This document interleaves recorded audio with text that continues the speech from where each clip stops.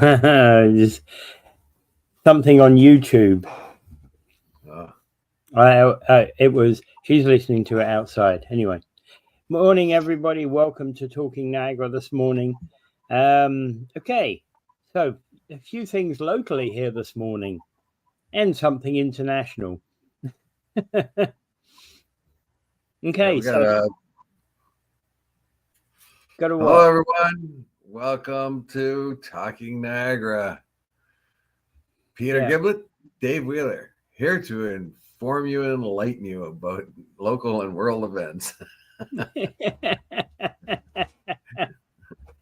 Okay, so Jim Diodati's second annual barbecue. How can you have a second annual? You can't have a first annual because you've only just had it, right? You know. Well, if you announce it's going to be an annual event and have the second one, I guess you say that it's been an annual event. Yeah. So Mayor Jim's second annual barbecue is going to feature games and a truck pulling competition. So, Dave, have you got your truck pulling crew ready? I don't need the extra crew. I can do it myself. You can do it yourself. What, against a dozen strong firemen? Well, they could have 24. I'll still beat them.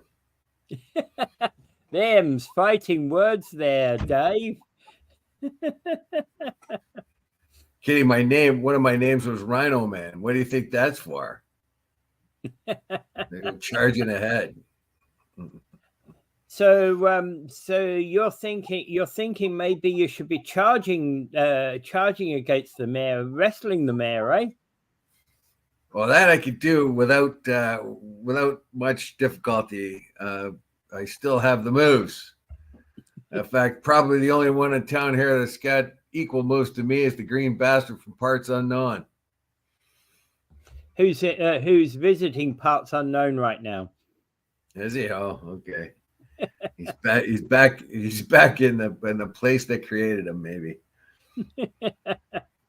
No, according to Facebook, he's actually out and about doing things, right? Which is why he hasn't been on here for the last little while. Yeah, so this, well, I know Mayor Jim has had some charity events, and he's hosting this on the grounds of St. George's Serbian Orthodox Church on Montrose Road. Just out there, somewhere near Lundy's Lane, just down a bit from Lundy's Lane. Yeah, a little south of Lundy's Lane, and it's really nice looking church in there, and it looks like they have some ample grounds as well. And they do a nice fish and chips on a Friday night, apparently. Yes, and I can hear them from my mom's residencies a little farther west than that. But when they have an event or something, I can hear them from my mom's place. It sounds like they're having fun. I can tell you that, whoever's there. Well, this is September 14th between 12 and 4. So families and friends can come together for games, interactive exhibits, live entertainment, and a barbecue. There you go. That seems wonderful. The cost for the truck pull is going to be $250 per team, with a maximum of 10 people per team. And any donation greater than $20 will be eligible for a tax receipt. Yeah, so there's good things happening there. I don't know if I'll go there, but I think there's good things that are going to happen there. And the question is this annual event going to supersede or replace Mayor Diodati's State of the City address? It says so right here in the article, whether it will or not. And, well, that was what he did last year, right? That was exactly. Now I remember the reason for that. Yeah, he did this last year.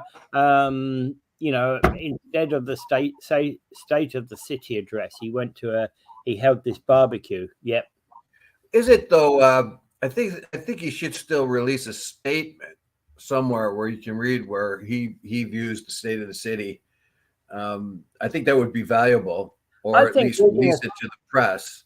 He might Yeah. not have to go up and pontificate, but I think this kind of a thing will is a much better thing. But it's also a savvy political move, because rather than getting up and saying some boring speech about the state of the city, which may be boring, but I still think would be valuable to the citizens, this comes across better. It makes him more popular, I can tell you that. So he does know what makes himself popular. I don't want to be cynical and say that's the only reason why he's doing this. I think it's a better idea. He's right about that. It's a better idea. This is something that could contribute, bring the community together, contribute to a lot of different things, like in the city, charities, etc. Just a place for families to come and have some fun too, and feel the community a bit, But on the other hand, I still think this State of the City dress should be at least published. Yeah. He says that he's a very approachable mayor who regularly shares the city's plans, but felt rather than repeating his message at an address, it would be better to redirect his efforts and host an event that would bring everybody together while benefiting two important local causes. Yeah, busy, all right. When we had our district governor from Eastern Canada and Caribbean District of Kiwanis come here to Niagara Falls, I tried to get the mayor to come over and say something, or one of the councillors, to sort of present a picture of Niagara Falls that I got from, and a pin. I got a pin and a picture of Niagara Falls from the mayor, and I gave it to the governor, and actually I didn't give it to him. I sent it to him because he didn't have enough luggage space for it. Yeah, so I sent it to him after he'd left, and unfortunately, I couldn't. All the councilors and the mayor were busy then, and we ran into this one or two other times. You probably didn't give them enough notice. Oh, I probably didn't. That was true, because these visits are sometimes we don't know exactly when the person will be here. Sometimes that has to be rescheduled. So yeah. So, but they would have been willing to do that if they had time. And the mayor showed up at our 60th anniversary of Kiwanis. He was very, very busy. He dropped by. He at our dinner, dropped by, had a few words. I think he was very, very amiable. He spoke well. He had a son with him at the time too. So so I think he's good. He's good at schmoozing and that. But you have to be, if you're going to be a successful politician, you have to have the common touch.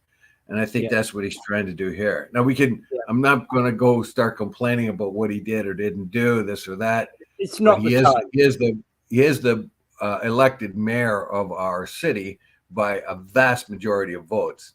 Yeah, that is not the appropriate time to be voicing any complaints about the mayor. No, that you do on shows like this or whatever sometimes. And you got to remember, he may have his drawbacks, but any other person sitting in that office would have as well. Yes, absolutely. It's a tough job to do, and every politician gets criticized, right? Yeah, quite right. And I can't wait till Lori Lococo is the mayor one day, but I would actually like to see her involved in provincial or federal politics myself. Yeah, I don't know if Jim has aspirations to move from the post of mayor into the federal politics or provincial politics, but sometimes it's better to be a big fish in a small pond. You get more done, I think. So I think like Mayor Diodati, being where he is, and he seems to be an effective advocate for Niagara Falls from around the world. People seem to know him oh yeah, I've seen that guy, that mayor on TV, talking about coming to Niagara Falls or something like that. So anyway, this would be a very positive thing. This barbecue, it seems to me, it's you might be cynical and say, well, this is going to be a feather in his cap, and we don't want to make him any more popular. But those are people who don't particularly like him. But the fact of the matter is, he's doing something that seems to be very positive for the community. So that's why I put it in here, is to make sure that we always put events on, whether whether the mayor's events or other ones. We always talk about them at least briefly, right?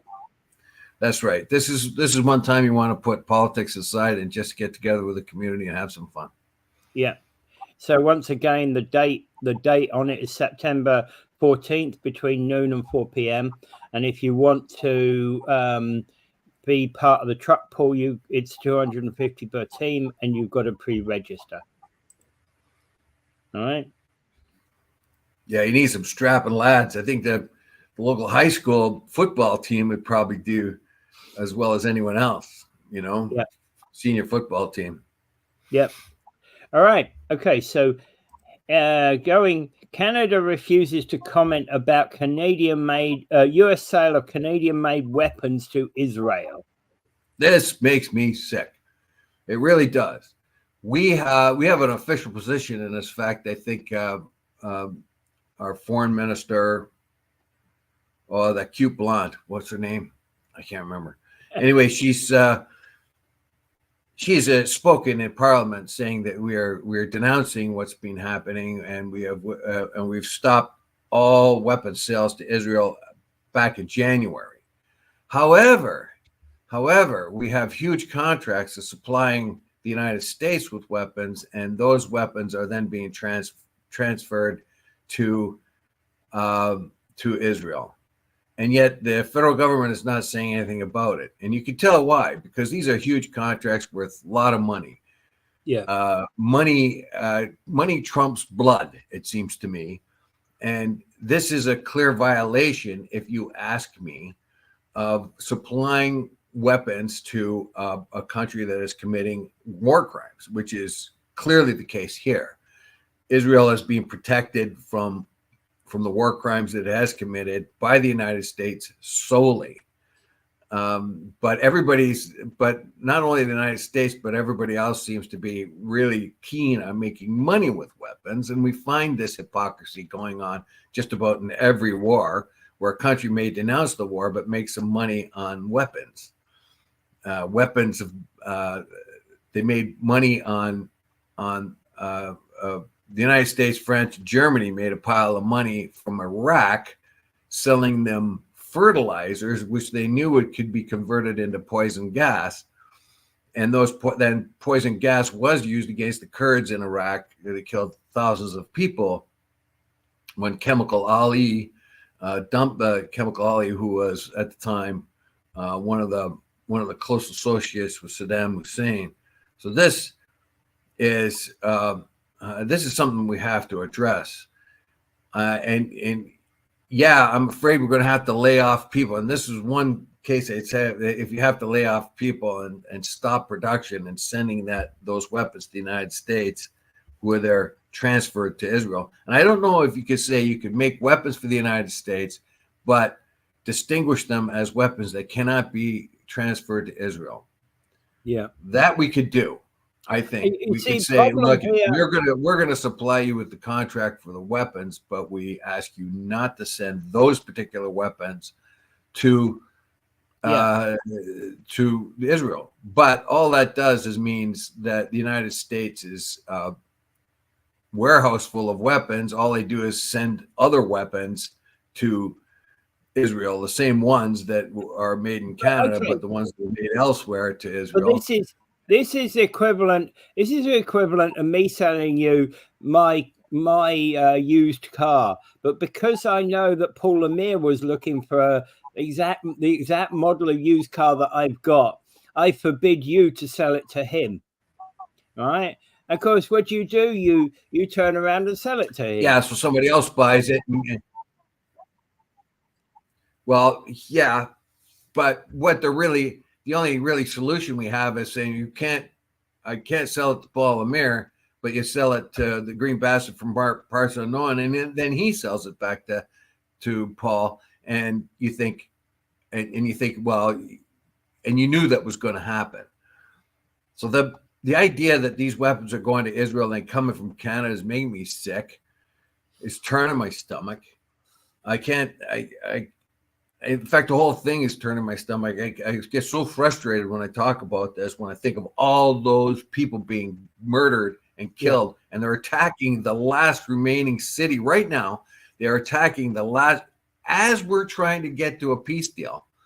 And Israel keeps putting up another hurdle, one hurdle after another. Once they come to a point where they think they're going to go ahead, then Israel asks for something more. Oh, now we want the Philadelphia corridor, and now we want this, and now we want that. And now they're set to destroy the one remaining city in Israel, and there's 1 million people there, and they got to move. This is sickening. Yeah. It's beyond belief. Genocide Joe is an animal, a goof. He's got no backbone, and he stands up in front of the Democrat National Convention and starts saying things about, how we're going to get them food and we're going to stop this war. Well, he could have stopped it months ago by turning off the tap of weapons. Yeah. How many more do you want to die, Joe? After the first 10,000, easily you should have shut it right down. And as I said before, if I was Hamas or any of any other Palestinian negotiators, I would insist that journalists get in there the minute the ceasefire happens. Well, journalists are allowed back in. A big reason why American Palestinians or American Arabs, for that matter, will not vote for Democrats. That could make the difference whether they win or not. That Trump and Harris are tied in the polls, and they are really flowering up Harris. But up until now, she's had no substance, and her hands are bloodied by this thing because she hasn't objected to it one bit and has shown quite a lot of support for Israel, and that and you can't really move. It's just very hard to move in political circles unless you bow down to AIPAC at the times where AIPAC demands it. That's the Israel lobby. Yeah, and unfortunately, that's what's corrupt about American politics, though. Yeah. Do you ever hear of anything about AIPAC and how AIPAC is driving American politics anywhere in the media? Very, very, very frequent. You have to go to political experts, and there was a book.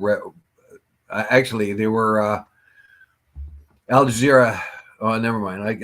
This could go on forever. But the fact of the matter is, it makes me ill that Canadian. We say on one hand, we're against this. I don't see our politicians going to Israel. I want Poilievre and I want Trudeau to go.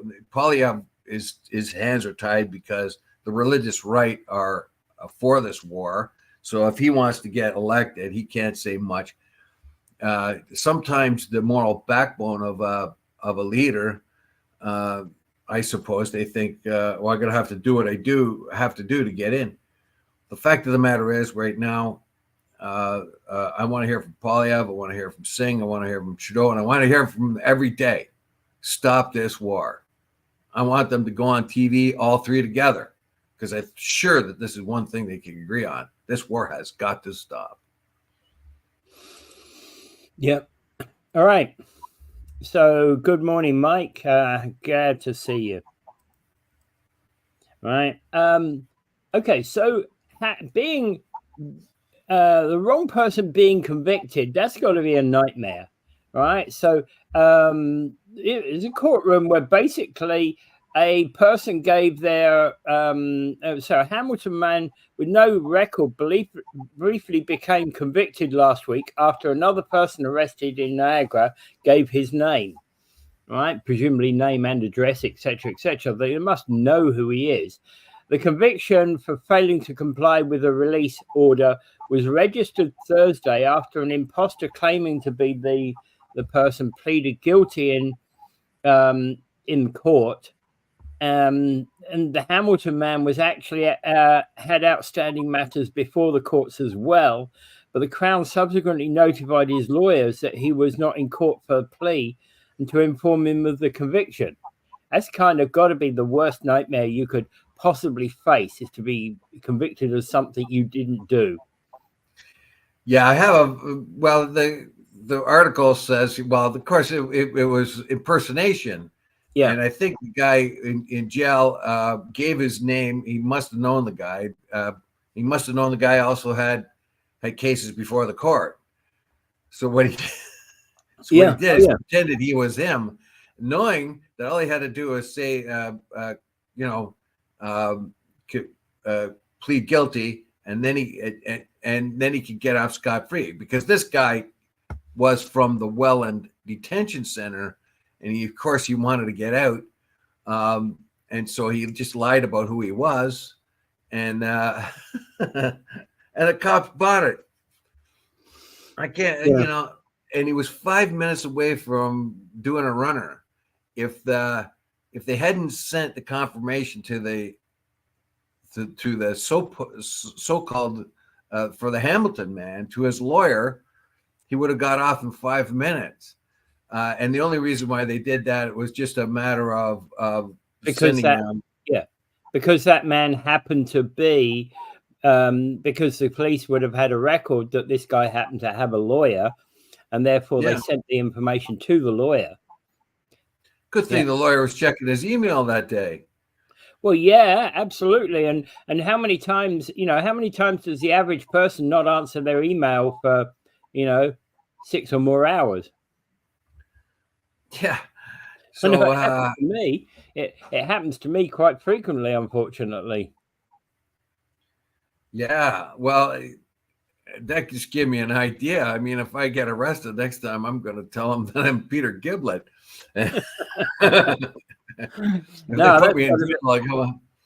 that's got to be everybody's nightmare, right? Being pulled over or something and being taken to jail, straight to jail, without any possibility of going to court to explain yourself. And it's like, why? Because you didn't show up for court. I wasn't called to court. Yeah. Well, if they arrest me and I say, well, I'm Peter, and they say, what's your name? And I say, Peter Giblett. We know you're not Peter Giblett. Oh, you caught me. My name's Jim Diodati. I mean, Dashing Jim looks a lot different than myself. I'm not as good looking as Mr. Jim.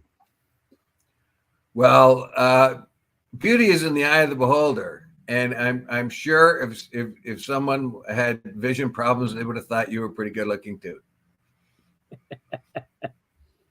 So morning from Slick, aka Gary Wilkins. There we go. AKA Green Bastard for Parts Unknown. And a representative of MAGA right here in town. I know that because he has officially said that I could be pardoned by Donnie Bone Spurs when he gets in, the big orange man. And I don't know pardon from what, but I'm going to be pardoned. Pardon everybody. That's the pardon everybody movement. Yeah. And this is very kind of weird. Hey, I wouldn't wish that upon anybody. It was just like, that's got to be kind of, well, thank goodness somebody was paying attention. Especially when it would have been, it pops up on the email and it says, John Smith is wanted for arrest. What do you mean John Smith is wanted for arrest for not appearing in court? He's sitting right in front of me. He never had a court hearing today. I can just see Gary being pulled up in front of the court and the are you Gary Wilkins? No, I'm the Green Bastard from Parts Unknown. Oh, we got the wrong guy. Okay. So there's a world championship of rowing that's taking place in St. Catherine's in a few weeks' time. No, actually, right now, isn't it? Yeah, it's actually I put it here in as a sort of because we report on events locally, but this is a big deal. This is the world champion rowing stuff, and I happily have said that I had a son. My youngest son was on the rowing team in Ann Meyer's rowing team for a few years. And the team, there was a girls' team and a boys' team, and I would go to these events and go and take them to practice when I could. It is a great sport. If you want to get in shape, there's no better sport than rowing, I can tell you, because you are trying to catch air out of nowhere as you push this oar through the water. It's rather exciting, basically, to watch these young people do rowing. I would say that it's an inspiration for anyone to get it. If anyone wants to get super in shape, join any kind of rowing team you could possibly do. And this is the World Championships. Now, this is a very big deal. And not only is it World Championships, it's the Senior World Championships, under 23 and under 19 competitions, all being held together. Typically, they're held apparently as separate events, but during Olympic and Paralympic years, they're combined into one mega World Championship. Yeah, that's awesome, so, really. Honor for us to be hosting these guys. This sure is. We've done it a couple times before. And I expect that more and more events like this will start happening in Canada because we're a relatively safe place. We saw what happened to what's her name, Taylor Swift. When her concerts were in Austria, they had to be canceled, 3 of them, because of terrorist type possibilities. I think the general impression that Canada is a little more safe than other countries around the world may bring a lot more of these events here. That's the sad part of it, but the good part of it is they're coming here. So this is a really good deal. We have the Henley Pond there that is perfect for these because there's very little current in the water. It's absolutely ideal for this kind of race. So I take my hat off to the organizers for bringing it here to Canada, and I hope that all the competitors have the best of time when they're here. And I hope some of us can go and see that. I have witnessed that on the high school level, and it's really good. Yeah, and actually, of course, Mayor Cisco from St. Catherine's welcomed them in a speech, and actually is praising this competition. Apparently, yeah, they've been held twice before, 1917 and I believe 99. Yeah, 2 other times, and this is the 3rd time, and I expect it to come back this way as well.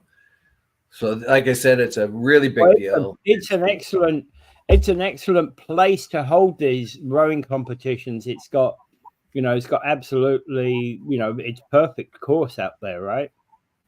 Yeah, another good one would be just in Buffalo. There, they have a really good place in Buffalo, right across the bridge. There, there's a venue right there which has still water, kind of like must have been an old docking area of one time or another.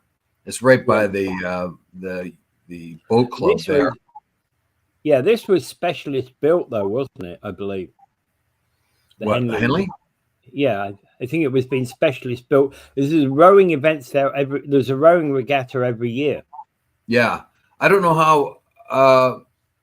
Well, because they built stands. It has to be an ideal area. Another ideal area is the old Welland Canal. That's another really good place to do it too. Mm-hmm. Because that old Welland Canal where it's shut off there, that part of it that's right, well, close to the tunnel anyway, where it was shut off in Welland there, so it's blocked off. That's also an ideal place for rowing. So we have a few venues in very closely around here, and I just like to encourage anybody that might want to be interested to go there. It's kind of neat. Yeah. All right. Okay, so we got one comment. Right. No, Dave. St. Catherine's, where we make the money. So not Buffalo, Dave. St. Catherine's, where we make the money. Yeah. Yeah, well, St. Catherine's has been into rowing for 100 years. That's true. And the Henley Regatta thing, the name actually shadows the name of a famous regatta on the Thames in England. oh yeah, well, they have a Henley there. There's a Henley. Well, there's been a Henley Regatta there for more than 250 years. It's one of the oldest boat races in the world. Rowing race events in the world. Yeah, I was aware that they had rowing clubs there, and I was pretty sure that they had a Henley in Britain as well. Yeah, this is on the Thames. It's on the Thames, on the upper part of the Thames, where it's kind of not fast. Not the rivers are not flowing fast. It's usually pretty idyllic. There's plenty of room to go watch from the side, from the sides of the river. It's quite a wide. I often wonder like that. Like the Henley Pond is pretty staid water. So is the Welland Canal there, and so is the never to be used again one in Buffalo, because we want them here. The water's very still, but I'm wondering in a place like the Thames, where there definitely is a current. And if you're in the middle of the river opposed to the side of the river, how does it affect you? And nowadays, when it's like split second kind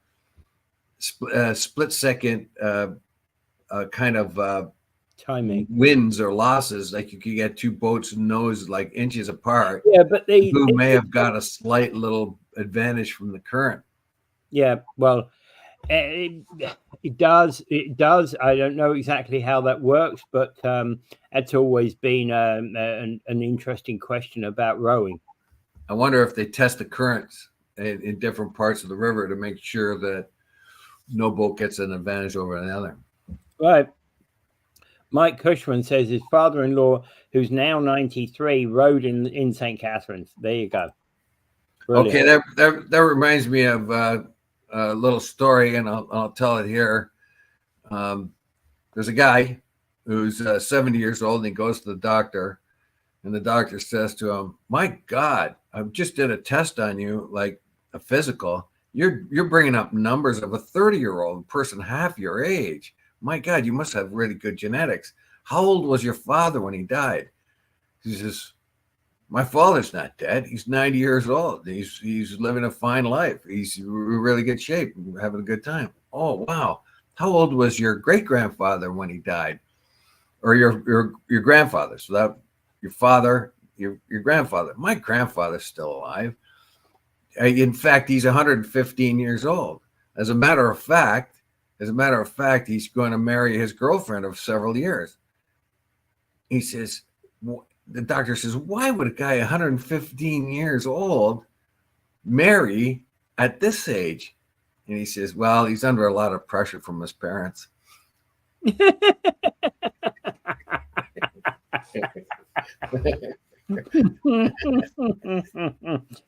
Okay, that's perfect. That gets us on to the next subject in the right tone. So liberals are going wild on immigration. This one, to quote the column in the Toronto Star, isn't it? This is from the Star, Star columnist. Liberals go hog wild on immigration, hoping to secure a victory in 2029 and beyond. Yeah, I was very surprised to see this opinion piece. Of course, I got it from the review, but it goes back to the Star. Yeah, this is the old idea that somebody noticed, or has claimed to notice, that those immigrants that come into the country will loyally vote for the party that was in power when they came into the country. Well, Yeah, you see, I suppose that, okay, so is that true? Uh, do I vote for the Conservatives because they happen to be the party that was in power when I came into the country? I don't think that's the reason at all. But it's an interesting perspective. Well, you're coming from a democratic country, this well-established democratic country, and you're well versed in the democratic ways. So you're gonna vote as a democracy. But people that don't come from such well-established democracies, so they say, um, do a bit of loyalty. Like you wouldn't find an Italian anywhere voting for a conservative 20 years ago or 30 years ago. They because the liberals were in power most of the time when they brought new immigrants into the country. Those same Italians now having a second generation or Irish or whatever else you want to would more likely vote for conservatives to slow down the rate of immigration because they now feel threatened by immigration. Now the story here, and this happens in the United States too, where the United States is constantly the Republicans are constantly accusing the Democrats of keeping the borders open to let as many people in because they think that these are going to be future voters for the Democrats. Yeah. And that is the accusation by the Republicans. And it in this particular article, this particular writer, his opinion says that people, and he does bring up at least one example of people who have a lifelong loyalty to the party that brought them into the country, allowed them into the country. Now he goes on to say that the liberals are trying to fix the 2029 election by letting in as many people as possible and thereby getting as many votes from the point being is a person who's coming in now can just about qualify for their citizenship in 4 years' time and be able to vote in 5 years' time. Yeah. They have really slackened the ability of people to get into the country. They allow people coming in with tourist visas without ways of getting back, and they're allowing them to get $7 electronic visas. Like, I mean, no country does $7 visas. I know I've had to buy a few of them. You can't even get a visa. You can't even get a visa to Vietnam from Cambodia for that amount of money. And and you say you can see the logic in extending citizenship to foreign-born children of parents who live abroad. So as we've loosely mirroring the U.S. policy, ignoring for the moment that American citizen who lives abroad must still file a U.S. tax return outlining their worldwide income. Unlike Canadians, other liberal policy choices seem maniacally self-defeating. The trend started in 2016 when the Trudeau government made some diplomatic hay by removing a Harper government's visa requirement for visitors from Mexico. Suddenly, like when he did that, we had 70 times more claimants coming into the country. So you got all these people coming into the country, 70 times more. The embarrassment, nobody would have known this if the conservatives haven't pointed it out, though. And so they had to stop the process recently. But you have 70 times more people coming from Mexico into Canada, and they have to come by almost all of them have to come by plane, basically, so they can afford a plane ticket. And then they get here and claim asylum, and then they get on the books, and they're here for longer and longer and longer, and the government has to put them up in hotels, et cetera, et cetera, et cetera, on and on and on. So they had to stop it because obviously this was a system that was being abused. Without any proof, of course, that they are in any real danger in Mexico.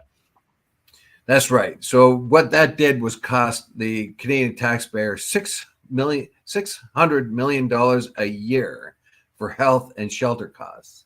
Yeah. So that faux pas, that bit of foolishness by the Liberal government cost the Canadian taxpayer $600 million a year just for the ones that come from Mexico. Yeah. So they had to flip flop on that. Of course, they don't want that being seen when they come up for election next year. Until recently, my nomination for the most idiotic Liberal move on immigration was the change that allowed any visitor visa applicant no longer to have to prove they have a sufficient funds to stay in Canada or demonstrate they will leave the country when their visas expire. I've never heard of that before. So this is the you can't go to any country. You can't go to any developing or third world country without proof that you're not going to stay. This is the viewpoint held by Mark McQueen, who's a columnist with the Star, right? That was what you just read out. That's right. He's an opinion columnist, and he seems to have been watching this for some time. And this is nothing new.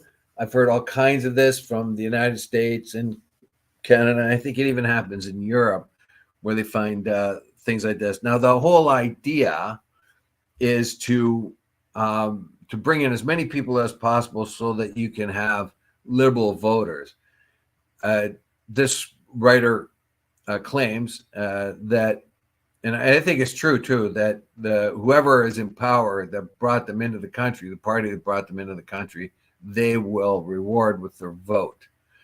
And since Liberals have been in power more than Conservatives or NDP, then NDP has never been in federally. It's been at the end. At the end of the day, it's 9 years since the Conservatives were in power, and the Conservatives were in, I think, they were in for 9 years, weren't they?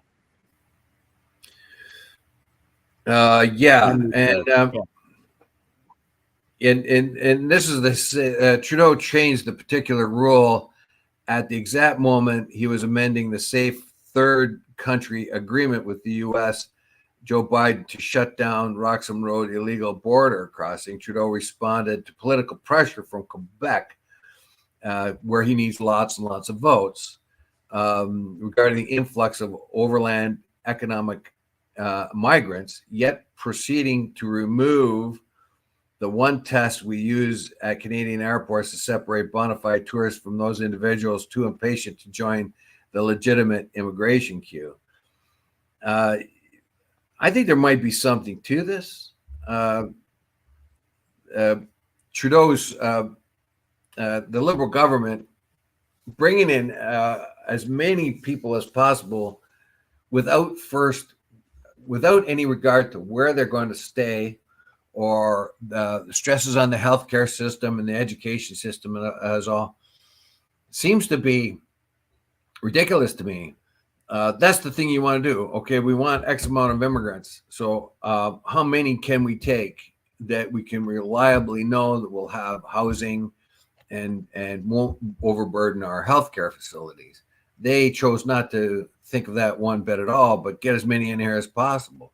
So this person's article carries some weight, because that seems to be one reasonable explanation of why they would do that, why they would just jeopardize the rest of the economy and jeopardize Canadians' standard of living like that, particularly with housing, that one thing that has spiked more than anything.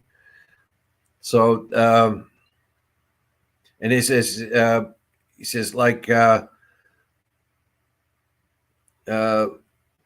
Miller didn't explain this. Miller is the immigration guy, why his government allowed up to 500,000 people to overstay their visas in the first place. So they allow them to overstay their visa without knowing that they can book. I'm sure. And that was before the news broke that Trudeau was lowering entry standards, giving spots to those who've not even earned a high school diploma instead of prioritizing, say, doctors, job-creating tech entrepreneurs. It all might make sense if Canada had a federal budget surplus, ample affordable rental accommodations, and short emergency ward wait times, but that's not our reality. Pierre calls it politely incompetence, but the writer says, to me, there's another possibility. Maybe the Liberals intended to fling open the nation's back door and grow a pool of future permanent resident applicants in the expectations that they'll always be grateful to the political party that granted them entry into our generous land. And then he cites a couple of examples. Yeah, it's an interesting perspective, especially from the Red Star, that you expect to be pro-liberal all the way. And here he says, a 20-something recently told me that his grandmother, who fled Argentina for Canada in the 1970s, well, that was legitimate what was going on in Argentina. Yeah. I would flee there too. It says, thank God and Pierre Trudeau. Every night she said grace before dinner. We owed everything to him. Yeah, and I think his son wants, this article says his son wants the same sort of adulation. Consider that in 2021, Trudeau's 5.6 million votes weren't sufficient to secure another majority. His administration has brought in about 3.2 million new immigrants and consciously allowed the number of temporary residents to swell to 2.8 million, a large chunk of whom have come post 2020 elections, more than any equivalent in our period in our history. So I get where his figures have come from, and on the mathematical formula alone, I understand what he's saying, right? But here there's a lot more than mathematics going on here. Yeah, true. But that sort of long-term strategy is said to exist. Now, I don't know if it really does or not. I don't know why the Trudeau Liberal government want to. I just want to finish. I don't know why the Trudeau Liberal government wants so many new immigrants so fast. They have this idea that they want 1/3 of all Canadians, or 30% of all Canadians, born outside of the country by 2030 or something like that, which tells me that it's unreasonable to do that because of the strain it puts on our housing and healthcare and all that other stuff. Yeah. And those are the things that are going to sink the Liberal government.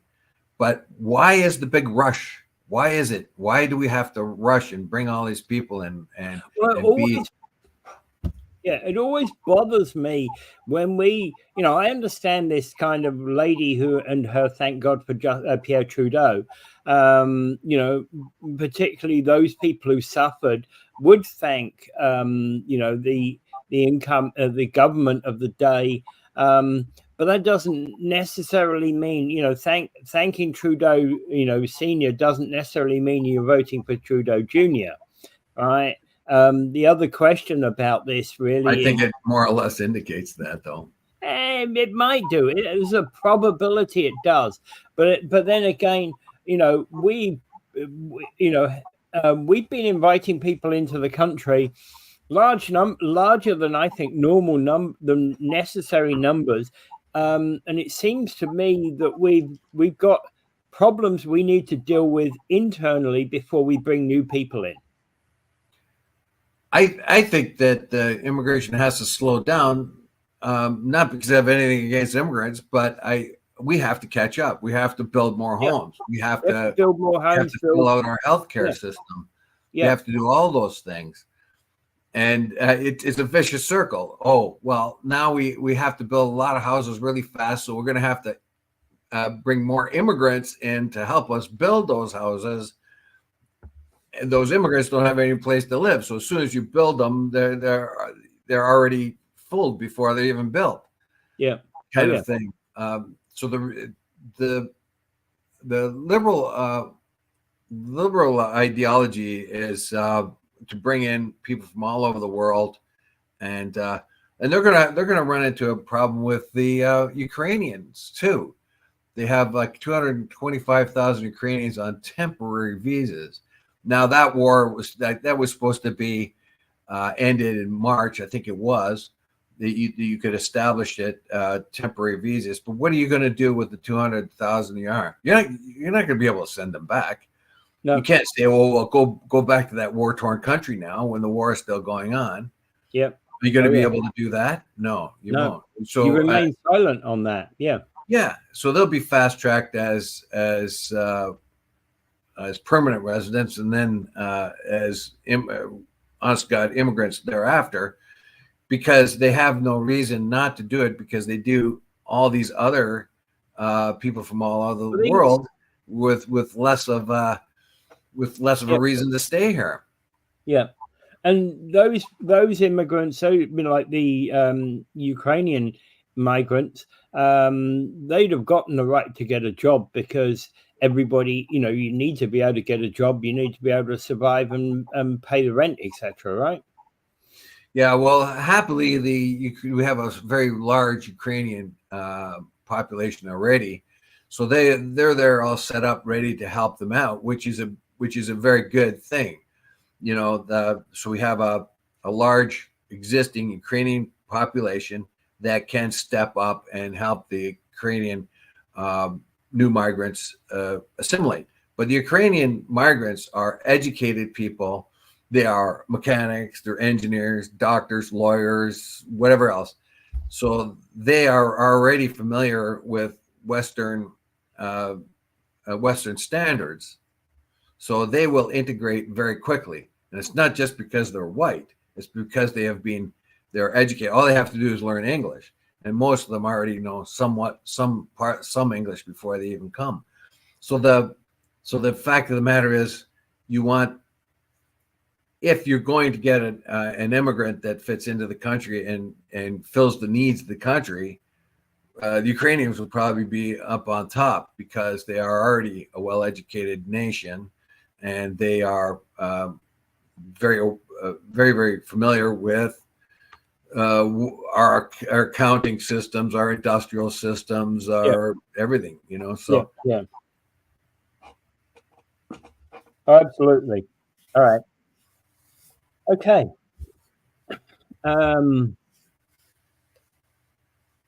Is there any comments on this one? Let me just a couple of comments. How many people were you letting in on that radical? What vetting is being done? Yeah. That's if they fast track a lot of these people and allow them to come in with visas with no requirement to see how much money they're bringing into the country, and if they have a return ticket. Now, usually that's the condition. If you come in, you want a visa, they want to know how much money you have, how much, and your return. Most of all, they want to see your return ticket. So they grant you 90 days or whatever else, right? So but these are $7 visas. They're allowing people to come in with no proof of going back. So you could have any kind of radical at all come say, well, I'm a tourist here. I'm a tourist from Afghanistan. And you could have, you could be a part of the Al Qaeda group or ISIS group. Come on in, and then just disappear into the ether. Who's going to chase you down? There are plenty of people who come from Afghanistan that deserve to be here. All right. That's not what I'm saying. I know that's not. But we need to vet the ones that we don't want here. We don't need those Taliban or Al Qaeda people coming. Well, we seem to have allowed a lot of them in, and we've narrowly escaped some terrorist attacks here in Canada. Right here locally, they were going to blow up a bridge, a train bridge, right here in St. Catharines. They were going to behead Harper, if you remember. They had a plot to behead him. Yeah. they were able to catch up to these guys and a few others, but sooner or later, one's going to slip past. And if you don't do the proper vetting, what are you going to do? And okay, the other thing Mike is saying is healthcare, work, hospitals, food, infrastructure. We're behind on all these things. How can we provide more? We can't. We have to slow down the rate of immigration. I'm afraid that's the solution that the liberals don't want to admit. They were supposed to initiate housing back in 2015, as we've spoken of here many times on the show, but never got around to doing it because of budget shortfalls. And suddenly they see that this is going to be an issue, and they have suddenly come up with money and started throwing at a lot of communities. Build. Here's some money. Build. Well, the Ontario government's trying to do the same thing, but it doesn't work that way. You build 200,000 houses and you bring in 10 times that many people. Well, not 10 times, but 5 times as many people. Where are you going to house them? Yeah, and that's not even counting the students we talked about earlier, about all the students are coming into the country where the universities and the province themselves are looking the other way because it's big money. But you got these students struggling, trying to make it here.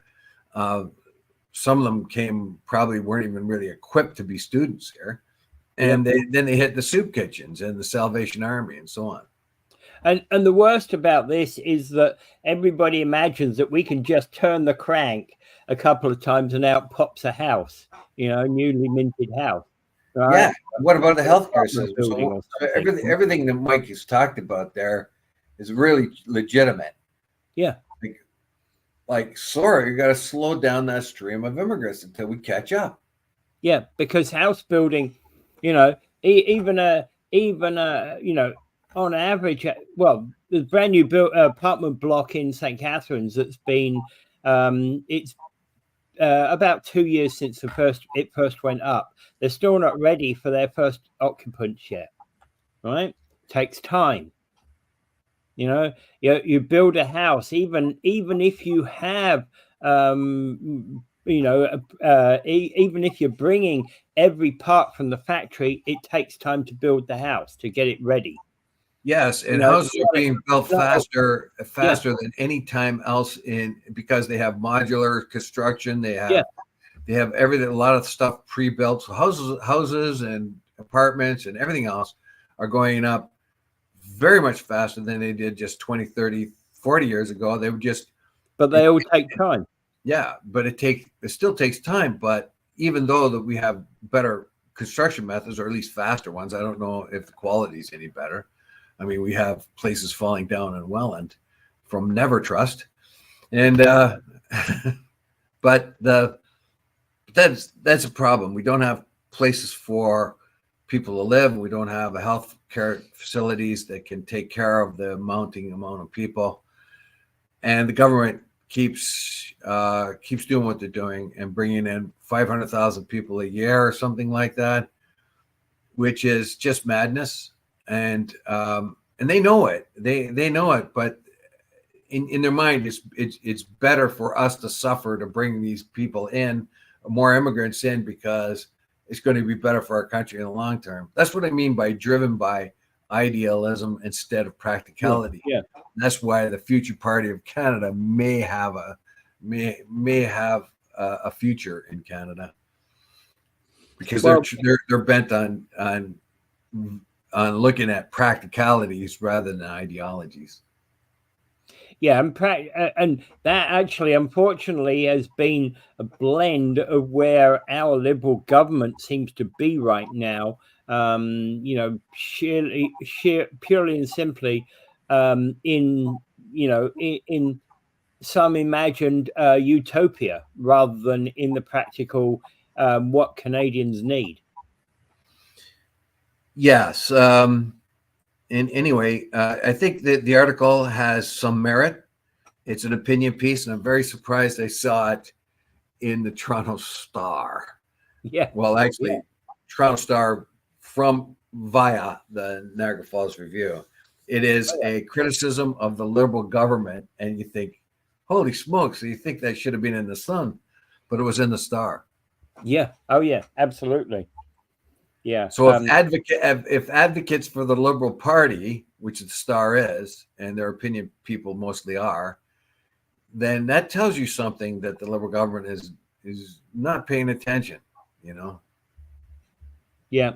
And the author is basically a Toronto-based entrepreneur who worked on Bay Street for more than 30 years, a former chair of 2 federal agencies, and was advisor to in the Brian Mulroney Prime Minister's office.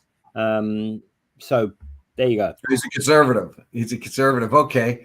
How he creeped into the Toronto Star, I don't know.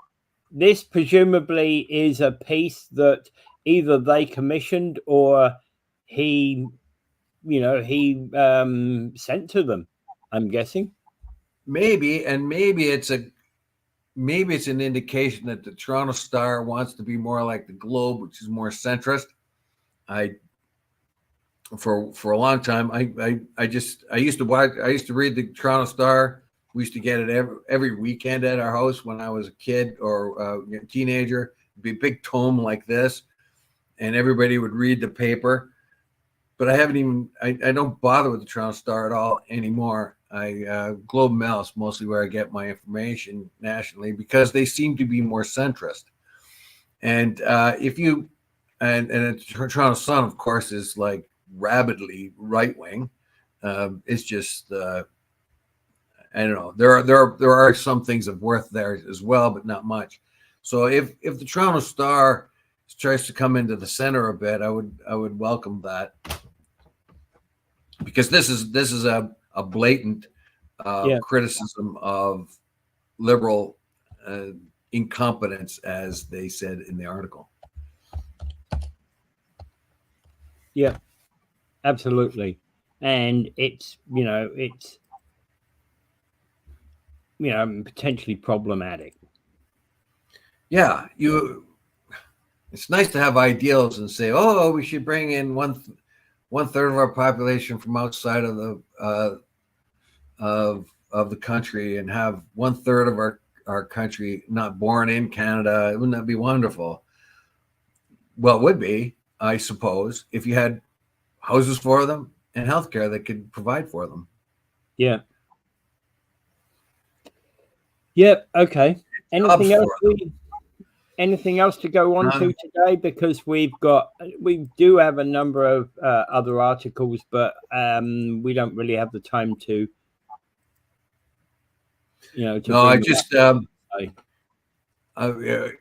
If anyone wants to complain, I would complain to the Canadian government. They have not said anything at all, not made a statement at all about the weapons from Canada going into the U.S. and then further to Israel. I would suggest that if you had any complaints to make, or at least keep that in mind, because the Canadian government has refused to comment so far. So if that's one thing I'll be asking any kind of Liberal representative coming up in the next election: why did the Liberals let that happen? Yeah. You want answers on that sort of stuff? I certainly do, and I'd like to know the answer. There's no way I want the stuff that we build here in Canada to go to that horrible, brutal genocide that's happening in Gaza right now. Sickening. All right. Anything else? Got no further comments. Not really. Just have a great week, everyone. And without further ado, I bid you adieu and pray for peace. And we will see you